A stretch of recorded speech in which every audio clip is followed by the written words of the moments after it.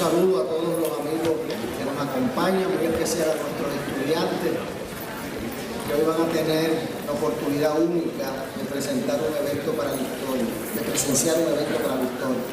Saludamos a nuestro presidente de la Junta de Síndicos, ingeniero Denis W. Hernández, y a todos los miembros de la Junta de Síndicos que nos acompañan. A nuestro presidente, licenciado Manuel Fernández López Cepero, a nuestra rectora Marilina Luca Weyland, a todos los amigos que nos acompañan, en especial a la razón de esta actividad, al honorable gobernador Rafael Hernández Colón y su esposa Nelsa López, igual a todos sus hijos y familiares que nos acompañan en la mañana de hoy, al exgobernador Aníbal Acevedo Vilá y su señora esposa, al expresidente del Senado, don Miguel Hernández Agosto, al juez Salvador Casella y a todos los amigos que aquí están hoy del gabinete de Hernández Colón, que son varios los que he visto, alcaldes, exalcaldes, a la amiga de siempre de esta institución, Victoria Muñoz Mendoza. Vaya un saludo especial a todos los familiares y amigos que nos acompañan en el día de hoy. Quisiéramos invitar para el saludo de la institución que nos recibe a la rectora de este recinto, Marilina Luca Weyland.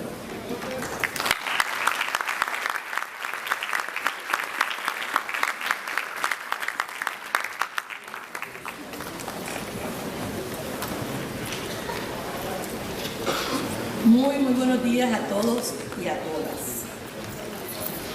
Me uno al saludo protocolar ofrecido por el maestro de ceremonia, el profesor Héctor Luis Acevedo, y les doy la más cordial bienvenida a nuestro recinto, distinguidos invitados, facultad y estudiantes quienes nos acompañan. Nos complace sobremanera recibirles en ocasión de la presentación inaugural del libro Contra Viento y Marea, el segundo volumen de las memorias del gobernador Rafael Hernández Colón, el cual cubre el periodo de su vida como funcionario, político y servidor público entre 1973 y 1984. Luego de los acontecimientos de ayer, esta presentación, sin duda, le hace honor al nombre, literalmente, Contra Viento y Marea. Esperamos que el tercer tomo, gobernador, se llame En Paz y Tranquilidad. Pero como sabemos, el título es reflejo de un periodo crucial en la historia política y económica del país, en el cual el licenciado Hernández Colón fue electo gobernador por primera vez a los 36 años de edad. Fue la época en que tuvo como adversario político al licenciado Carlos Romero Barceló durante varias elecciones consecutivas, hasta que en 1984 resultó nuevamente electo gobernador. Por lo tanto, será el tercer tomo de su memoria el que cubra ese segundo y tercer término como gobernador, por lo cual sospecho no se titulará En Paz y Tranquilidad. El tomo que nos ocupa hoy trata sobre una retrospectiva, una reflexión del protagonista de este importante periodo en la historia de Puerto Rico. Aunque en ocasiones nos relata lo que pensaba sobre lo que acontecía, en otras me parece que nos dice lo que piensa ahora de lo que pasó. Más interesante todavía, y el por qué. Es un entramado de datos, fotos, sucesos, percepciones, interpretaciones y análisis profundo de una vida con propósito, sin dejar de lado las implicaciones para los que le han rodeado y para todo un país. Uno de los pilares de la misión nuestra es promover los valores democráticos. Por tal razón, es un privilegio que la primera presentación del libro se lleve a cabo en nuestra casa de estudios, ya que le brinda la oportunidad a facultativos y a estudiantes de tener un acercamiento directo al autor, a sus historias, a sus pensamientos. Confiamos en que, al igual que el primer tomo, este libro represente una valiosa aportación para que las nuevas generaciones conozcan y aprecien los grandes hombres y mujeres de nuestra historia y cómo han ido construyendo la misma. Muchas gracias, gobernador. Saludamos al historiador oficial de Puerto Rico, el doctor Luis González Vare, quien nos honra hoy con su presencia. El día de ayer, cuando hablé con el gobernador Hernández Colón, él nos había facilitado el libro y yo iba por la mitad del libro, a la página 210, y me recordé que cuando yo era secretario de Estado, un jueves, me dijo: para mañana los 3 informes que me debes en el día de hoy.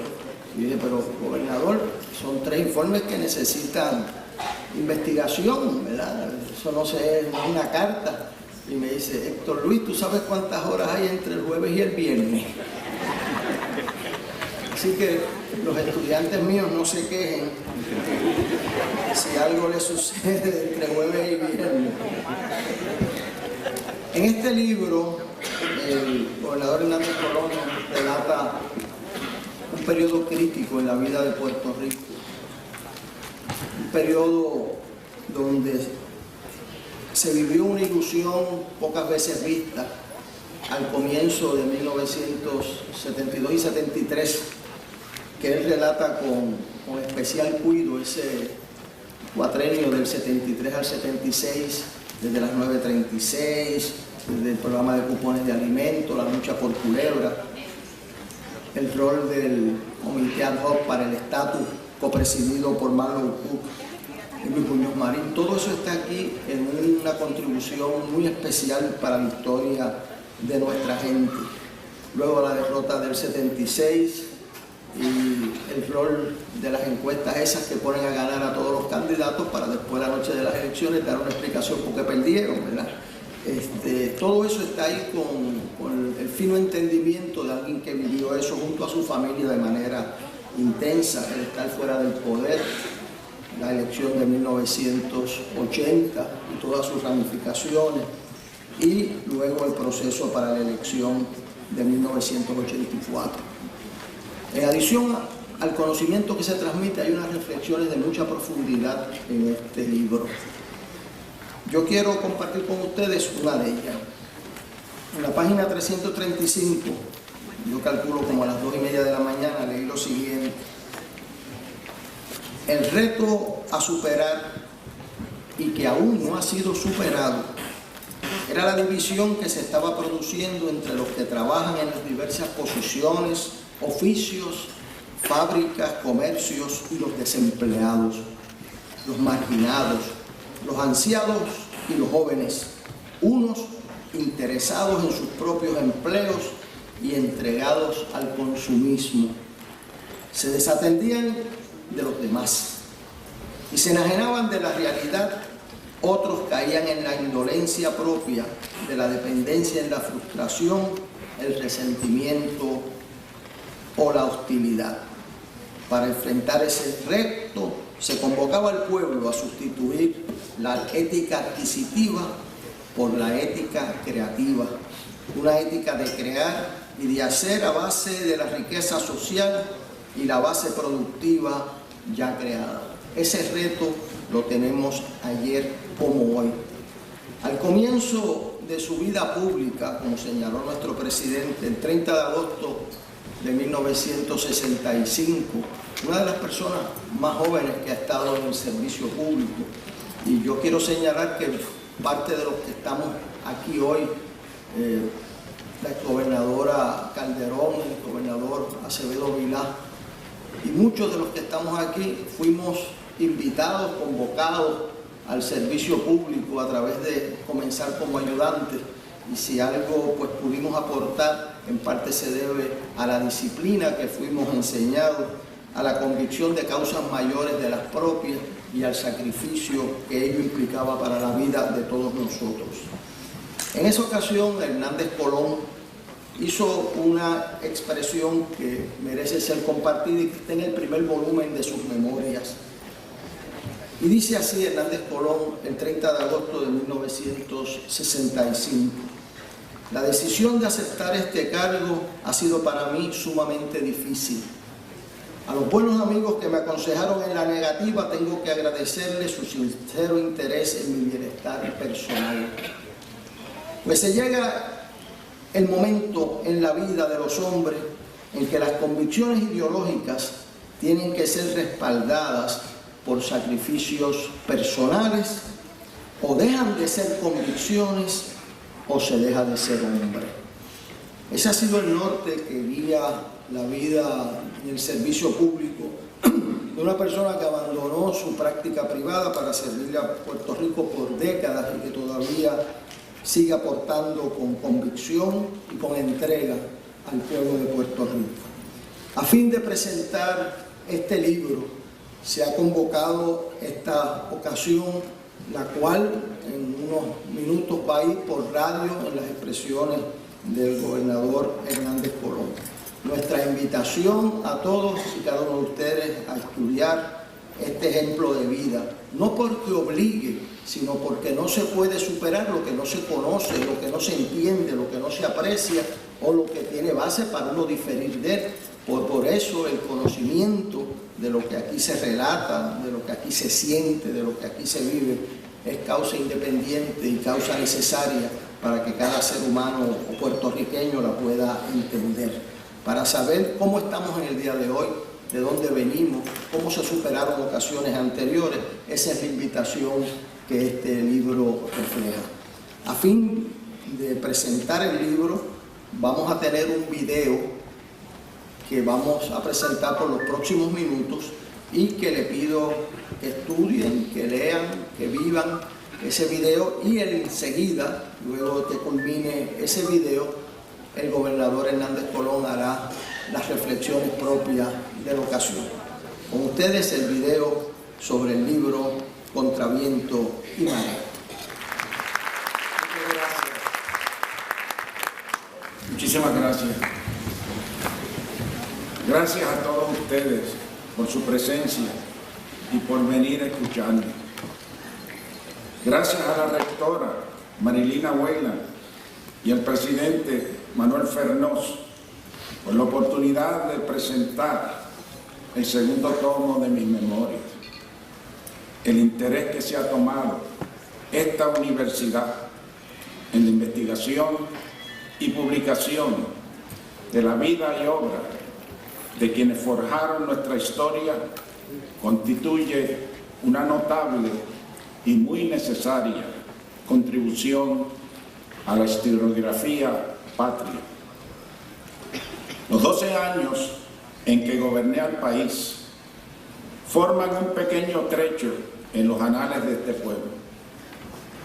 Desde Ponce de León en 1410 hasta Macías en 1898, gobernadores españoles regentaron la isla.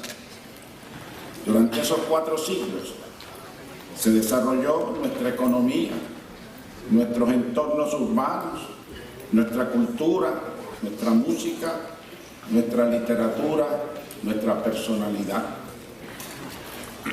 Nuestras luchas por nuestras libertades frente a España no fueron cruentas. No tenemos ni un Bolívar ni un San Martín. Distinto a los pueblos hermanos, las nuestras fueron luchas cívicas que culminaron en 1897 en la Carta Autonómica. Valdoriotti sembró la semilla. Muñoz Rivera lideró la cosecha. Al ocurrir el cambio de soberanía, tuvimos un retroceso en nuestras libertades. Desde Allen en el 1900 hasta Tocqueville en el 1946, nos gobernaron norteamericanos. En las luchas por nuestras libertades se enfrentaron, como en el siglo XIX, el autonomismo, o sea, el gobierno propio, contra el asimilismo, o sea, la integración identitaria con el pueblo americano, y el separatismo, es decir, la independencia. Durante el siglo XX, el pueblo, una vez más, siguió la ruta del autonomismo. Estas memorias relatan la formulación del nuevo pacto, el documento que ha llegado más lejos en el desarrollo del Estado Libre Asociado. Establecido en 1952, el Estado Libre Asociado fue una creación puertorriqueña y una aportación al federalismo de los Estados Unidos. El padre del presidente de esta institución, al igual que el padre de Victoria Muñoz que nos visita, tuvieron mucho que ver con eso. Dieron los pasos decisivos para que eso fuera así. Se agruparon bajo el Estado Libre Asociado las condiciones necesarias para desarrollarnos, para proveer educación, salud, trabajo, vivienda, seguridad. Se armonizó nuestra identidad puertorriqueña con nuestra ciudadanía americana. Se instauró la soberanía dentro de la federación, la autonomía fiscal, cultural y salarial, el libre comercio, la moneda única. Fuimos pioneros en esta relación de soberanía compartida de país a país. Relaciones similares las tienen hoy 45 países, entre ellos Groenlandia, quien comparte con Dinamarca, Liechtenstein con Suiza, Irlanda del Norte y Escocia con Inglaterra, y Aruba, aquí en el Caribe, con Holanda. El contenido autonómico de la soberanía difiere y se ajusta a las realidades particulares de los países concernidos.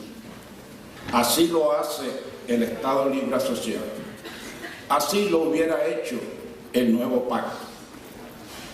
El número de países que tienen estas relaciones va en aumento en el sistema internacional globalizado, porque proveen una mayor prosperidad y una mayor seguridad. La ciencia política distingue estos países de los países sometidos a regímenes coloniales. Un documentado estudio que incluye a Puerto Rico, publicado este año por la Universidad de Oxford, nos dice, y ahora lo cito, que agrupar crudamente estas formidables y complejas entidades políticas en la misma categoría que las colonias, una categoría que existió dentro de imperios históricos como Francia, Inglaterra, España y la Unión Soviética, ocasiona una distracción emocional innecesaria y contribuye muy poco a nuestra habilidad para entender el significado constitucional, económico, histórico y político de estas formas organizativas. Termino la cita. El entramado constitucional, económico y político del Estado Libre Asociado sostuvo los 18 años de desarrollo integral, justicia social y prosperidad ininterrumpida que tuvo Puerto Rico desde 1952 hasta 1969. Años de un crecimiento económico real de un 6%. Durante esos años gobernaron Luis Muñoz Marín y Roberto Sánchez Vilella, ambos autonomistas. En 1969, Luis A. Ferré se convirtió en el primer gobernador que sustentaba el ideal asimilista. En 1973, siguiendo la ruta autonomista trazada por Valdoriotti, Muñoz Rivera y Muñoz Marín, asumí la gobernación. Las memorias que les presento contienen los eventos principales ocurridos en el país de 1973 a 1976, el primer cuatrienio de mi gobernación. Además, contienen los 8 años siguientes de oposición al gobierno de Carlos Romero Barceló.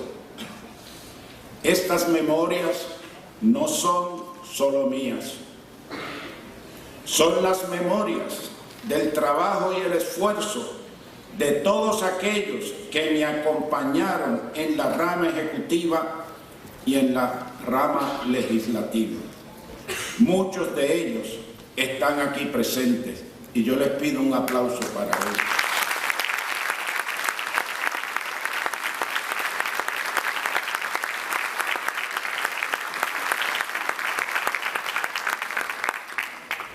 Nuestro objetivo era crear un nuevo Puerto Rico, una sociedad más justa y más próspera, con igualdad de oportunidades, afirmando nuestra puertorriqueñidad dentro del Estado libre asociado. En ese cuatrenio llevamos a cabo innovaciones transformadoras en incentivos industriales con la 936, en lo electoral, en salud, en el sistema de justicia, en transportación marítima, en telefonía, en agricultura, en prevención de adicción, en protección al consumidor, en igualdad jurídica para la mujer, en la vivienda. Además, cesamos los bombardeos sobre Culebra y se formuló el nuevo pacto para el desarrollo político del Estado Libre Asociado por una comisión nombrada por el presidente de los Estados Unidos y por mí como gobernador. En esta presentación no voy a repasar todas esas iniciativas. Estas se pueden leer en el libro, junto a sucesos como la derrota del 76, que impidió que el Congreso aprobara el nuevo pacto, el recuento en el edificio Valencia en las elecciones del 80, o las ejecuciones de Cerro Maravilla. Las experiencias relevantes a los retos que actualmente confrontamos serán el tema de este mensaje. Hoy luchamos para superar una crisis que compromete la capacidad del país para enfrentar sus crecientes necesidades y aspiraciones. El desafío es el más serio en el último siglo. Yo enfrenté una crisis similar. Aquella nos vino en parte de afuera y en parte de adentro. La presente nos viene de adentro. Debido a un embargo petrolero por los países árabes, Estados Unidos atravesó en 1974 la peor recesión desde su Gran Depresión de los años 30. El aumento en los precios del petróleo llegó a un 500%. La era de la energía barata terminó.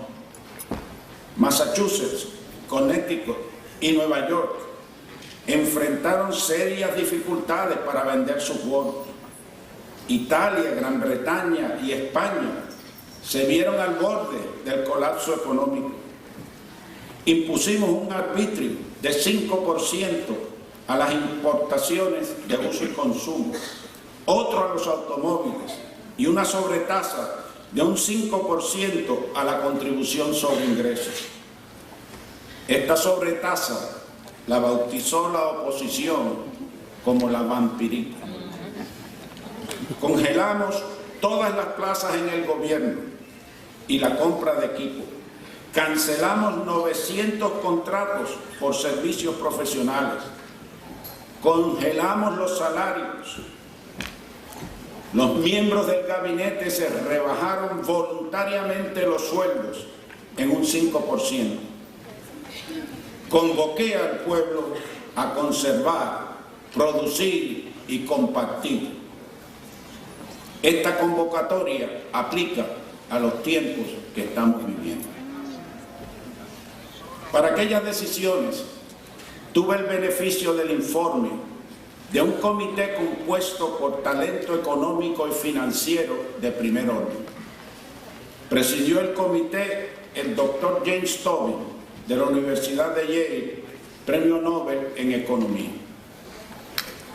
Las dificultades que atravesábamos, dijo Tobin, se debían en parte al aumento de los precios del petróleo y a la recesión en los Estados Unidos, y en parte a desarrollos económicos y fiscales acaecidos en la isla a partir de 1969.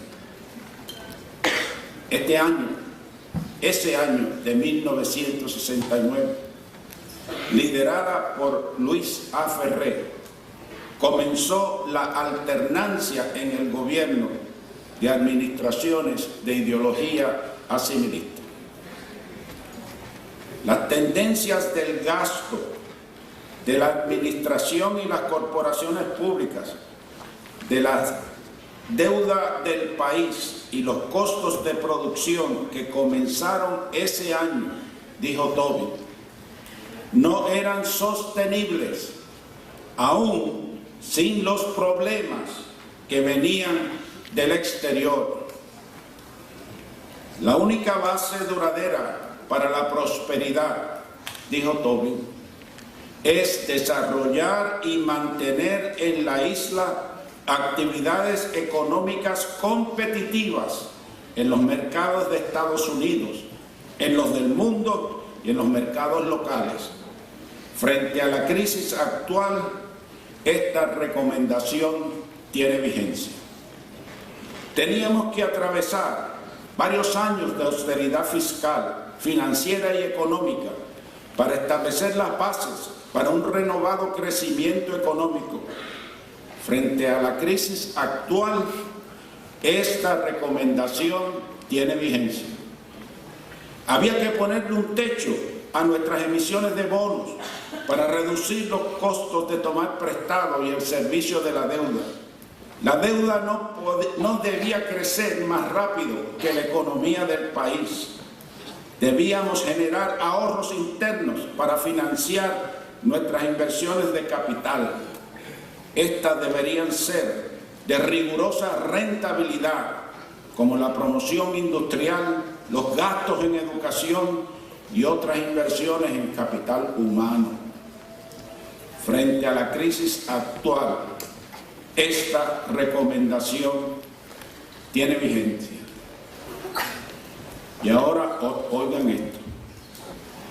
Estos ajustes tienen que hacerse, señaló Tobin, y siguió diciendo, la única interrogante es si se hacen de una manera oportuna, ordenada y equitativa, o si se posponen hasta que las exigencias de una crisis financiera obligue a llevarlas a cabo a toda prisa.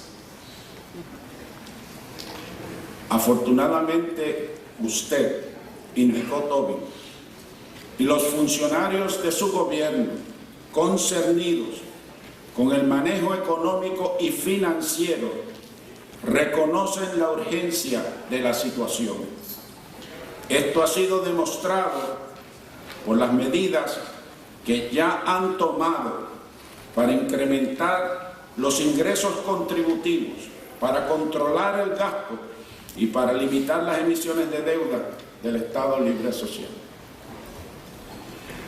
Siguiendo aquellas políticas, entrado el año de 1976, el último año de mi administración, ya se sentía la recuperación económica. A esa recuperación trabajada con tanto sacrificio, adicionamos ese año un logro muy valioso en el Congreso. El comisionado residente Jaime Benítez, el secretario de Hacienda Salvador Casellas y el administrador de Fomento Teodoro Moscoso lograron la aprobación de la 936. En el año fiscal de cierre de la administración, el Producto Bruto tuvo el respetable crecimiento real de un 3.8%, un repunte de un 6.2% de la contracción de 2.4% que sufrimos en el Producto Bruto en el 1974.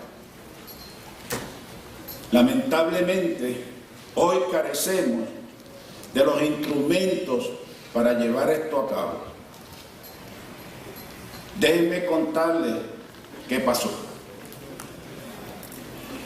La alegría de Teodoro Moscoso cuando yo anuncié la aprobación de la 936 en conferencia de prensa fue incontenible. Él mejor que nadie sabía lo que Puerto Rico podía lograr en inversiones manufactureras con estos incentivos. Su entusiasmo fue tanto que lo llevó a hacer una predicción respecto al entonces alcalde de San Juan y candidato a la gobernación en mi contra, Carlos Romero Barceló. Si al señor Romero Barceló, dijo Moscoso, y lo cito en el libro, si al señor Romero Barceló se le ha hecho difícil a través de los años combatir efectivamente la exención contributiva, puntal principal del programa de industrialización, ahora se le hará imposible. Termina la cita de Teodoro Moscoso. Romero era un tenaz y vociferante oposición de la exención contributiva como incentivo para el desarrollo económico. Esto lo hacía adversario de la 936, pues le presentaba un problema a su ideal asimilista. La 936 no era posible bajo la estadidad. La Constitución de los Estados Unidos requiere la asimilación impositiva. Requiere que los impuestos federales sean uniformes a través de los 50 estados. La predicción de Moscoso no se cumplió. Bajo la administración de Pedro Rosselló, Romero Barceló llegó al Congreso en 1993 como comisionado residente. La ideología asimilista lo llevó a él y a Rosselló a entregar la 936. Le hicieron un grave daño a Puerto Rico. Desde el 1976, la 936 fue el puntal principal de nuestro programa de industrialización. La producción industrial llegó a representar el 42% del Producto Bruto Interno. La 936 cambió la estructura de la manufactura, fomentó industrias intensivas de capital y de alta tecnología, como las electrónicas, las de computadoras y las de equipo médico. Nos convertimos en la capital de la industria farmacéutica del mundo. Nuestros bancos adquirieron solidez y hubo una abundancia de crédito como nunca antes y como nunca después. Hacienda logró recursos montantes a cientos de millones de dólares anuales. El 936 se eliminó de manera escalonada durante un periodo de 10 años que comenzó en el 1996 y finalizó en el 2006. Durante ese periodo se perdieron 50.000 empleos manufactureros. La aportación de la manufactura al Producto Interno Bruto se redujo de forma drástica. La economía de Puerto Rico entró en recesión. Comenzó la emigración de profesionales y de la clase media a Estados Unidos por la falta de empleos. Al día de hoy, no se ha producido otro mecanismo con la capacidad de generar las inversiones necesarias para crear el volumen de empleo que requiere el país. Esta falta de inversiones que produjo la derogación de la 936, que afectó al fisco, se complicó con un aumento en el gasto. La reforma de salud, el Coliseo, el tren urbano, el centro de convenciones, aumentaron drásticamente el gasto público. Durante el cuatrienio de 2001 a 2004, la administración de la gobernadora Sila Calderón tuvo que asumir 4.609 millones de dólares en deudas de la administración Rosselló. Esto generó un déficit estructural. En el cuatrienio siguiente, Acevedo Vilá fue electo gobernador y la oposición dominó la legislatura. Esta división imposibilitó la reforma contributiva que propuso Acevedo. Se impuso el IVU, pero este no resolvió el problema del déficit y la deuda pública creció. Fortuño tomó medidas de recorte de gastos, pero fueron insuficientes. La administración de García Padilla ha tomado serias medidas impositivas para conjugar el déficit y se propone reestructurar el sistema contributivo. Además, ha reestructurado los planes de pensiones y está manejando la condición fiscal de las autoridades de puertos, acueductos, energía eléctrica y carreteras. Aún así, la carencia de inversiones y crecimiento económico ha dado lugar a la degradación del crédito actual y se lucha para la creación de empleos. La crisis financiera que predijo el premio Nobel James Tobin debido a la política de elevar los niveles de deuda y de gasto público a niveles insostenibles iniciadas por la administración Ferré, nos llegó como resultado de la alternancia de los gobiernos estadistas que socavaron las bases del desarrollo económico. El desarrollo económico no fue prioridad de las administraciones de Romero Barceló y de Rosselló. Su objetivo fue encauzar la admisión de Puerto Rico como Estado de la Unión. El medio para ello consistió en desmantelar el ELA de los instrumentos de desarrollo como la 936 y la variable salarial y desacreditarlos como sistema de gobierno. Por el contrario, los gobernadores estadolibristas valoramos el ELA como instrumento de desarrollo para propiciar el progreso económico, social y cultural del país. La alternancia del asimilismo en el gobierno entraña una crisis de valores que degrada la gobernación del país.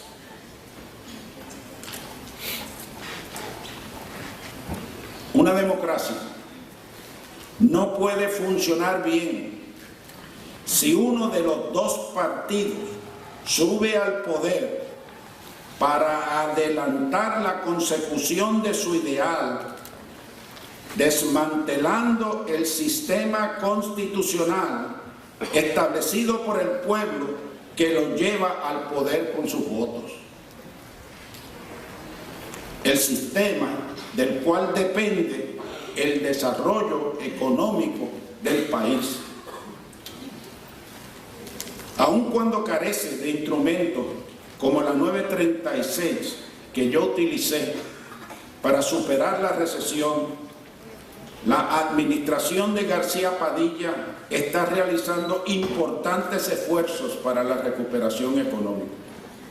Sin embargo, si tomamos en cuenta la limitada capacidad de inversión del país, veremos que hace falta un motor como la 936 para llevar las inversiones al nivel necesario para crear empleos suficientes para nuestra fuerza trabajadora. Pero el problema que tiene el país con su economía no es solo una falta de inversiones, que es un problema económico. El problema económico, y escuchen esto porque esto es muy importante, el problema económico está entretejido, está trabado con un problema político que el pueblo de Puerto Rico tiene que resolver. La continuidad de políticas de desarrollo económico basadas en nuestra realidad y no en consideraciones ideológicas requiere que el pueblo de Puerto Rico tome una decisión sobre su estatus político. El Task Force de la Casa Blanca ha señalado que para hacerle frente a los problemas de la economía es necesario tomar esa decisión. El Congreso y el presidente de los Estados Unidos han actuado para que la tomemos. Por primera vez en la historia, el Congreso y el presidente proponen por ley un plebiscito para determinar el futuro del país. No se trata de otro plebiscito más. Estamos ante lo que en inglés se denomina un defining moment, un momento definitorio. Esta vez son el Congreso y el presidente quienes lo plantean, lo cual los obliga política y moralmente a responder a la expresión de voluntad del país. ¿Cuál será esa voluntad? El pueblo de Puerto Rico tiene una voluntad de ser. Como país, quiere afirmar su personalidad y ejercer su voluntad a través del gobierno propio. A lo largo de nuestra historia, todos los logros en nuestro desarrollo político han sido logros autonomistas. La Carta Autonómica con España y el Estado Libre Asociado con Estados Unidos representan los puntos culminantes de unas luchas cívicas donde han combatido el separatismo, el asimilismo y el autonomismo. Partiendo de nuestras realidades identitarias, culturales y económicas, el pueblo siempre ha escogido la ruta del autonomismo.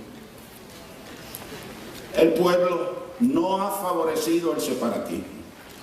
Por otra parte, el asimilismo, con mayor apoyo que el separatismo, no ha podido competir con el autonomismo. Por eso, en el plebiscito del 98, el asimilismo sacó al ELA de la papeleta. Obligó a los estadolibristas a votar por ninguna de las anteriores. Por eso, el Estado Libre Asociado desarrollado, que ganó el plebiscito del 67 con el 60% de los votos, no apareció en la papeleta del controvertido plebiscito que impuso el asimilismo en las elecciones de 2012.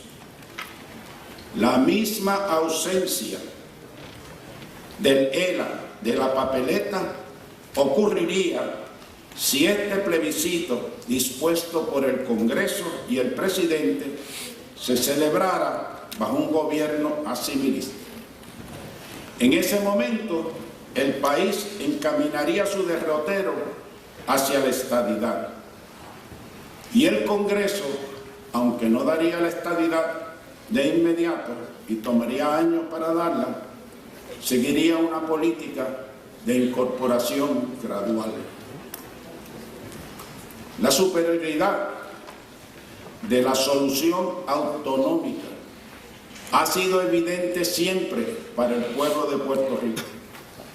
Nuestra identidad, lengua, cultura, economía, idiosincrasia se han formado a resguardo del autonomismo, mientras mantenemos sólidas relaciones constitucionales con los Estados Unidos ancladas en la ciudadanía americana.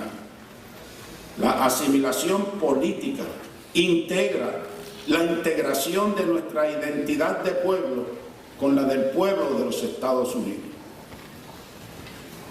Ni de un hombre, ni de un pueblo, dijo Unamuno, se puede exigir un cambio que rompa la unidad y la continuidad de su personalidad. Bajo el Estado Libre Asociado tenemos personalidad como pueblo diferenciado del pueblo de Estados Unidos. Estamos juntos, pero no revueltos.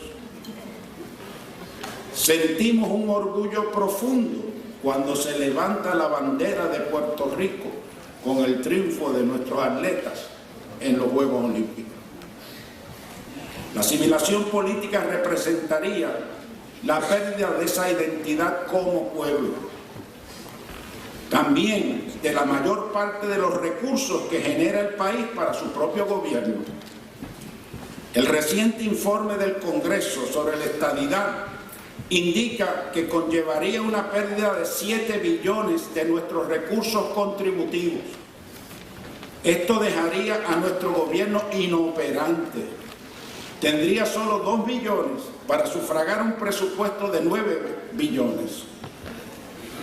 Tendría solo 2 billones para sufragar un presupuesto de 9 billones. Esto claramente no puede ser. Y tampoco se puede pretender sostener ambos gobiernos imponiendo a nuestros contribuyentes una carga de 14 billones. O sea, un aumento de un 45% sobre las contribuciones que pagamos ahora. La exención del pago de contribuciones federales bajo el Estado Libre Asociado es esencial para sostener el gobierno propio y desarrollar nuestra economía.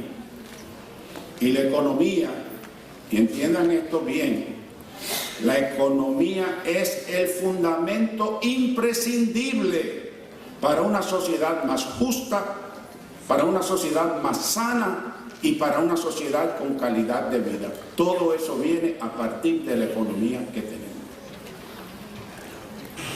Asimilarnos a los estados es un despropósito.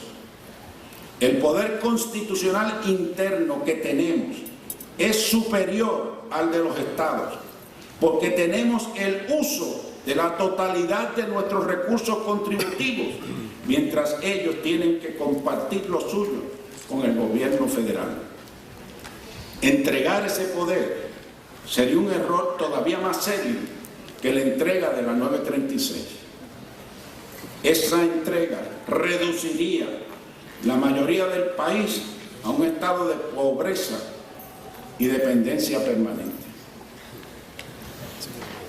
Ha llegado el momento de tomar decisiones.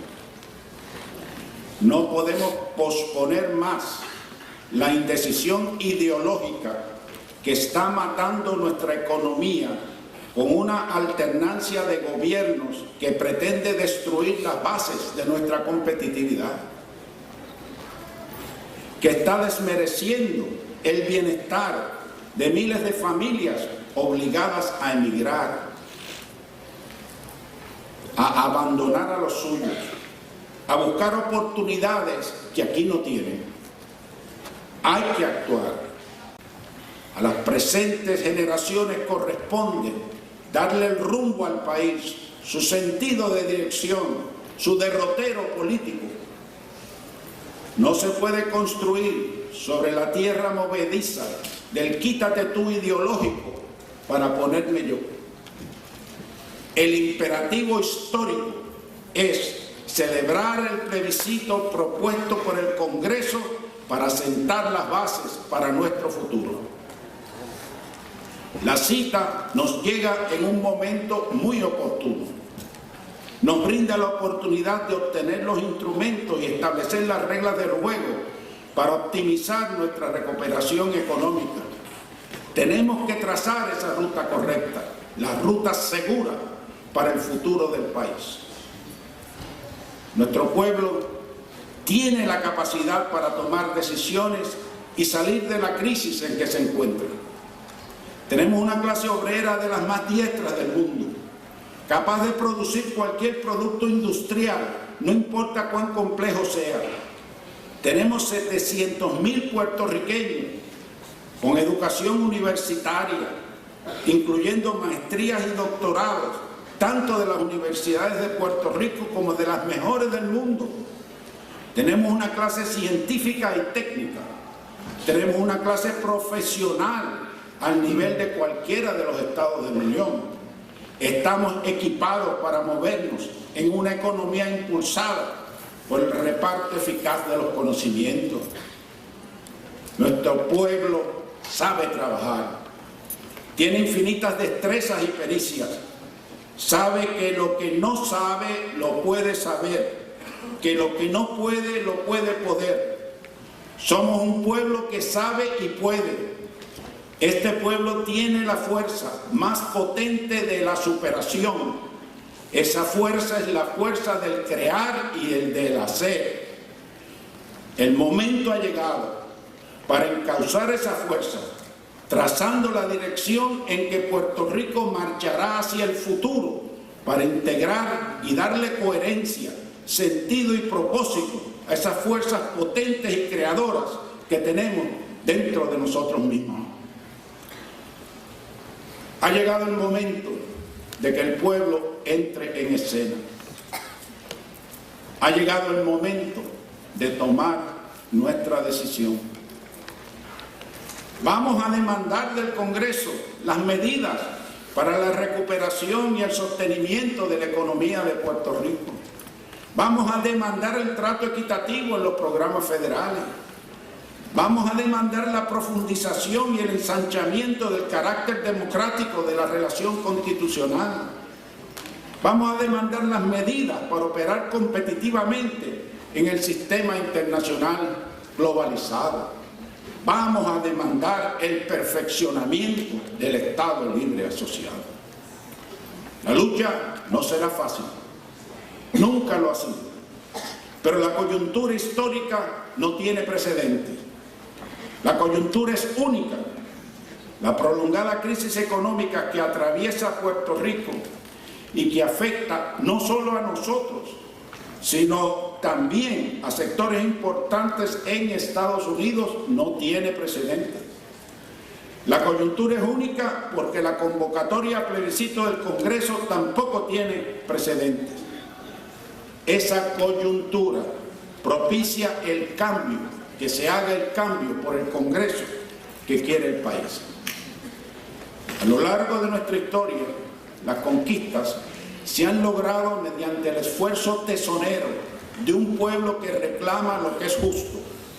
La historia demuestra que los logros de este pueblo han sido ascendentes y que nunca ha cesado ni cejará en su reclamo indetenible para lograr toda la autoridad que sobre su destino justamente merece. A las presentes generaciones les corresponde tomar la histórica decisión. Nos corresponde definir la ruta donde el hombre y la mujer puertorriqueña tengan todas las oportunidades de trabajo y de progreso que les permita disfrutar de una felicidad más plena en una patria fuerte y vigorosa por el esfuerzo de sus hijos y de sus hijas. Vamos a definir el futuro. Caminemos hacia un renacer tomando la decisión que por un siglo no hemos tomado. Vamos a ponernos la patria al hombro para llevarla a ese renacer esplendoroso. Muchas gracias.